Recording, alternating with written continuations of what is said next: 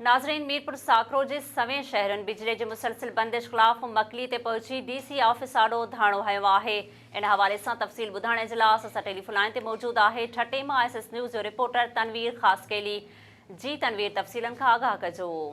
जी बिल्कुल, मीरपुर साकरो जे सवें शहरनि जो बिजली जी मुसलसल बंदिश ख़िलाफ़ मकली ते पेची DC ऑफिस आॾो धरणो नारेबाज़ी कई वई। मीरपुर साकरो जे शहरनि टाउन कमेटी जे मुख़्तलिफ़ वार्डनि तां चूंड वणंदड़ उम्मीदवारनि इक़बाल अहमद ख़ासकेली, अमर हदियो ऐं ॿियनि शहरनि यूसुफ शाहीन, मोहम्मद मेमण ऐं ॿियनि जी अॻुवाणी में साकरो खां जुलूस जी सूरत में मकली पेची एहजाजी मुज़ाहिरो करे बाद धरणो हयो वियो। शहरनि जो हेस्को इंतिज़ामिया ख़िलाफ़ शदीद नारेबाज़ी ऐं बिजली बहरान जो ज़िम्मेवार करार ॾिनो वियो आहे। मीरपुर साकरो में काफ़ी ॾींहं बिजली बंदि रहण खां पोइ बहाल थींदे ॿीहर 3 ॾींहंनि खां वठी बिजली बंदि कई वई आहे। शहरीन सख़्तु परेशानी खे मोड़ ॾेई रहिया आहिनि। फौरी तौर ते बिजली बहाल करे शहरीन खे परेशानी खां बचायो वञे।